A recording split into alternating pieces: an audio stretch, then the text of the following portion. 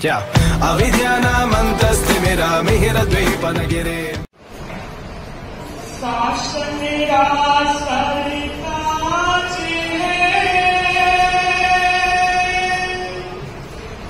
महाश्रमण गणका,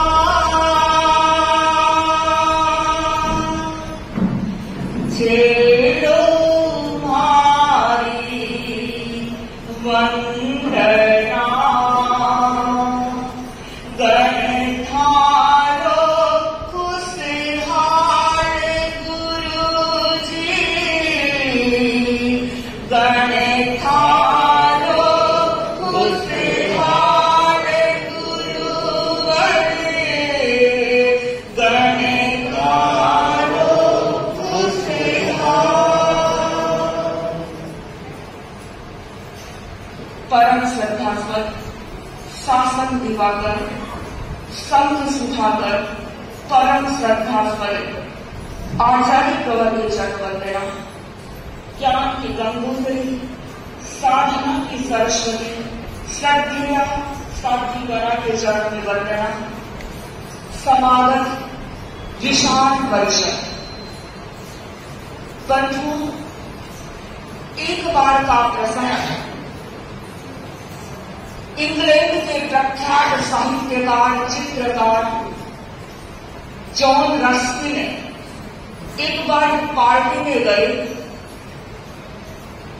अनेक लोग बैठे हुए थे, जॉन रस्किन भी बैठ गए और जहां बैठे उनके पास वाली चेयर पर एक महिला बैठी हुई थी और उस महिला के हाथ में एक सुंदर सा रुमाल था। वो महिला बार बार उस रुमाल को खोल रही थी, समेट रही थी। जॉन रस्किन ने पूछा, मैडम, ये रुमाल के कर्जे आपने कौन से मोल से लिया है? उस महिला ने गर्व के साथ कहा कि सर, ये रुमाल मैंने खरीदा नहीं है, ये रुमाल मुझे गिफ्ट में मिला है, ये रुमाल मुझे बहुत अधिक प्यारा है। बंधु दोनों चर्चा कर रहे थे, इतने में वेटर आया, उसके हाथ में कुछ लिक्विड की ग्लास बोतल थी, ठोकर लगी, गिरा और उसके छींटे उछले उस रुमाल पर भी गिर गए। बंधु जो सुंदर रुमाल था अब उस रुमाल पर धब्बे हो चुके थे, इतना सुंदर नहीं रहा। वो महिला रुआसी हो गई, गमगीन हो गई, मेरा इतना सुंदर रुमाल खराब हो गया।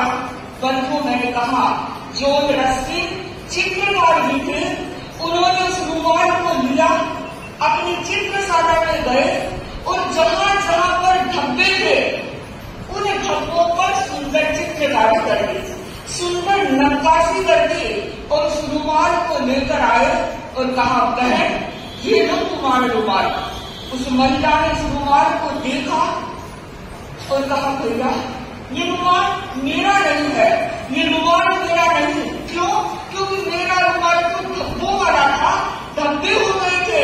जॉन रस्किन ने कहा, बहन ध्यान से देखो, ये तुम्हारा ही रुमाल है, जहां जहां पर धब्बे लगे थे वहां वहां मैंने चित्र उकेर दिया है, उस चित्र के कारण ये रुमाल और अधिक सुंदर बन गया है। बंधु अब मैं ये कहना चाहती हूँ कि उस महिला के पास ही नहीं, आप और हम सब के पास एक सुंदर सा रुमाल है। कौन सा? आपने पॉकेट में डाल रखा है वो कपड़े का रुमाल, मोल से खरीद कर लाए वो रुमाल नहीं। आप और हम सब के पास में एक रुमाल है, परिवार रूपी रुमाल। अब पूछिए अपने आप से, इस परिवार रूपी रुमाल पर हम अपने चिंतन से, अपने विचार से, अपने भावों से, अपने स्वभाव से, अपने व्यवहार से, अपनी आदत से सुंदर नक्काशी कर रहे हैं, सुंदरता प्रदान कर रहे हैं या बदरंग कर रहे हैं? इस रुमाल पर खुशहाली की चित्रकारी कर रहे हैं या नाखुशी दे रहे हैं? बंधुओं,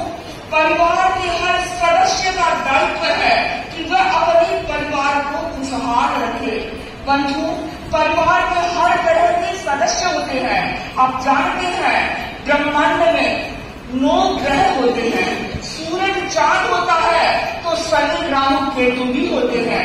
वैसे ही परिवार के ब्रह्मांड में कुछ सदस्य सूर्य की तरह तेजस्वी होते हैं, कुछ सदस्य चंद्रमा की तरह शीतल होते हैं, तो कुछ सदस्य शनि राहु केतु की तरह भी हो सकते हैं। पर आप जानते हैं ब्रह्मांड की शोभा 9 ग्रह से होती है, वैसे ही परिवार की ब्रह्मांड की शोभा इन सदस्यों से ही होती है।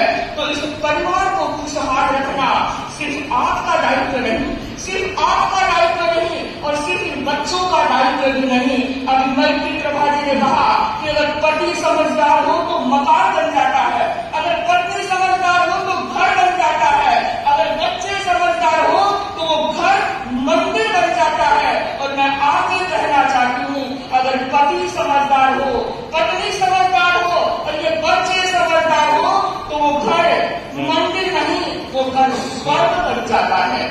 बंधु, स्वर्ग का मतलब जो ऊपर जाना है वो स्वर्ग नहीं, हमें धरती पर स्वर्ग लाना है, हमें अपने परिवार में स्वर्ग उतारना है। बंधु, कौन सा स्वर्ग? वो आनंद का स्वर्ग, वो खुशहाली का स्वर्ग। कैसे आएगी परिवार में खुशहाली? मैं कुछ बिंदुओं की चर्चा करना चाहूंगी।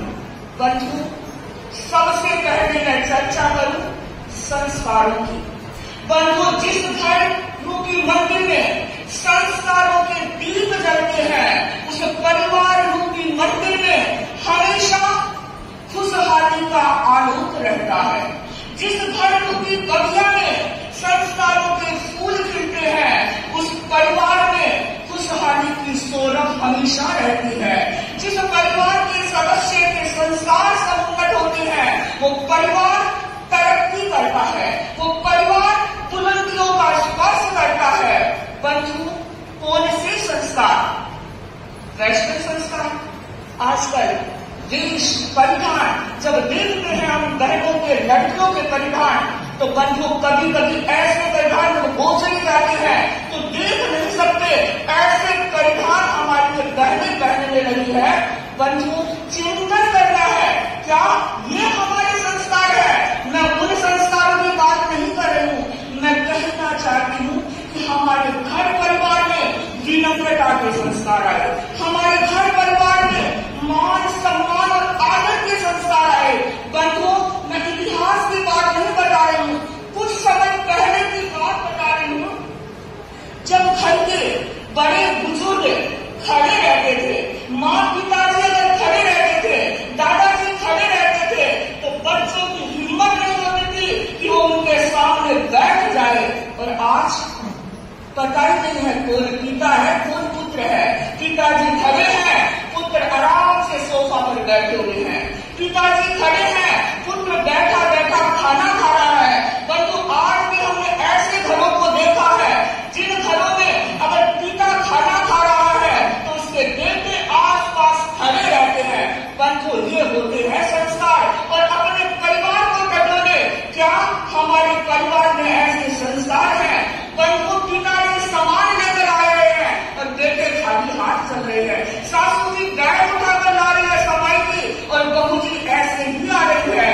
परंतु विनम्रता के संस्कार होने चाहिए।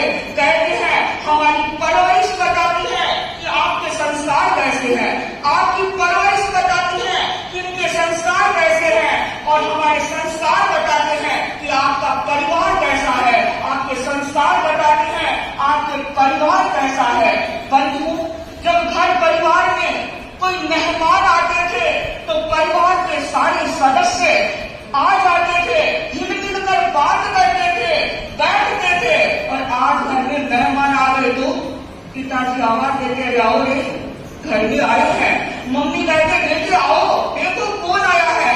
बेटा मुश्किल से आता है, कहते प्रणाम करो, वो भी नहीं जानता, प्रणाम करते हैं और फिर नौदल अपने कमरे में जाकर बैठ जाते हैं। और अगर बाइक में कमरे में नहीं भी गया तो वहां बैठेगा अपना खिलौना लेकर। सबके पास खिलौना है, पहले तो सिर्फ बच्चों के पास खिलौना होता था, सिर्फ छोटे छोटे बच्चों को खिलौना देते थे और बच्चे खिलौना देते तो बात समझ में आती है। लेकिन आज तो दादाजी ने भी खिलौना ले लिया, पिताजी के पास भी खिलौना, मम्मी के पास अपना खिलौना, बच्चे के पास अपना खिलौना, और जो मेहमान आए हैं उनके पास अपना खिलौना।